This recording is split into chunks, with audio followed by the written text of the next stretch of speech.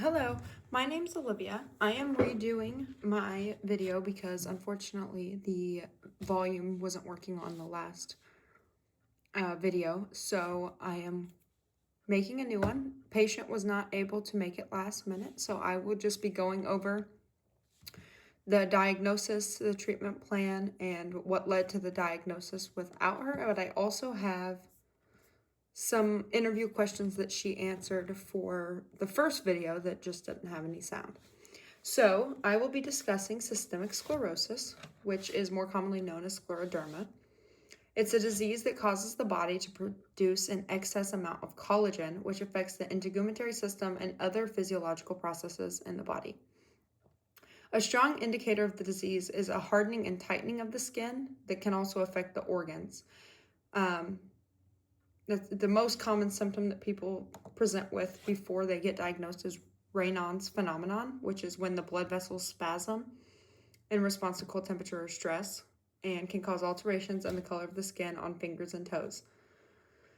So I went through with my patient and I asked her what things prompted her to get diagnosed, and she said that her skin would change colors in response to cold temperatures. They would turn white, which would transition to bluish, and then when they would turn red when they started warming up. And she noticed that the skin on her hands didn't stretch the way it used to, and it was harder for her to do things such as buttoning when she's getting dressed and things like that. So she said it took her some time to get a diagnosis. She had to see her primary care provider, who sent her to a specialist. They had to do a blood test to check for specific antibodies that led to the diagnosis. So most of her treatment plan is to prevent symptoms from worsening rather than actually curing the disease, because there is no cure for scleroderma. So symptom management is a main goal of treatment, as well as slowing the disease progression and maintaining a quality of life for the patient.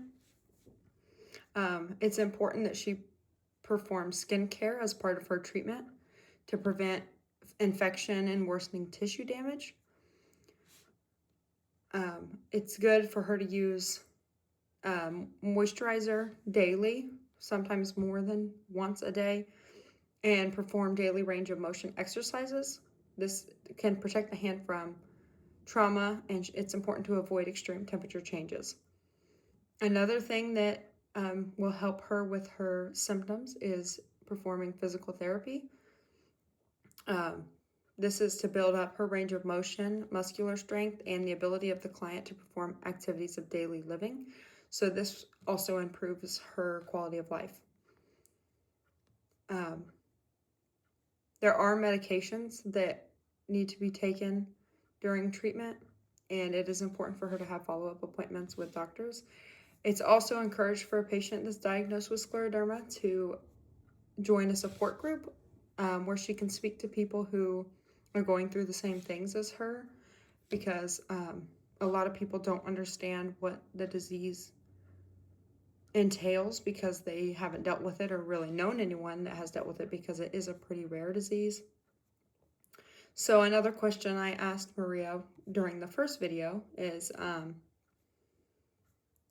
how did the condition change things in your everyday life? And she explained how she now has to plan a lot more before she starts her day, because she needs to avoid those cold temperatures, and she fatigues easier than she did. And she emphasized that some days are a lot worse than other days. She said the hardest part is that her hands don't work the way they used to, and that can be very frustrating, especially when you're just trying to, get through your day and do your everyday tasks. She said the unpredictability of it is really challenging because, you don't know if it's going to be a good day or a bad day, and she really struggles with that because it's hard to plan when you don't know how your day is going to go. She said that she didn't cope well at all, and it affected her really negatively emotionally when she was first diagnosed, but she did join those support groups, and she got through that first initial diagnosis by meeting with people who knew what she was going through and who were going through the same things.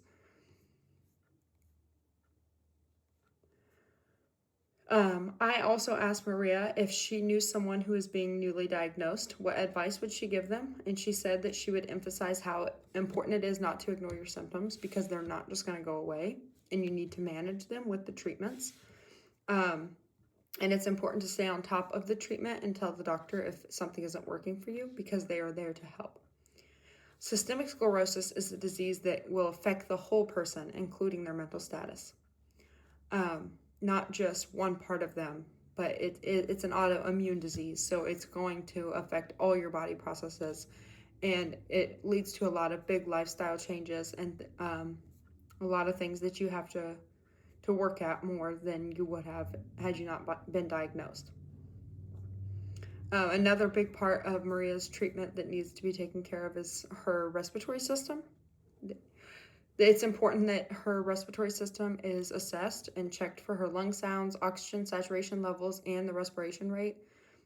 It's also important for the client to perform intensive spirometry, which will help her get more oxygen into her lungs as it exercises the lungs.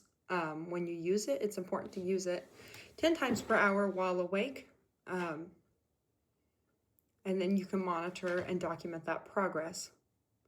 Usually a respiratory therapist is used and involved with that process.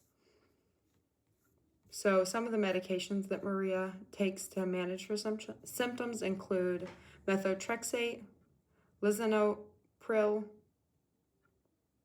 and omeprazole. I'm not great at saying those words, but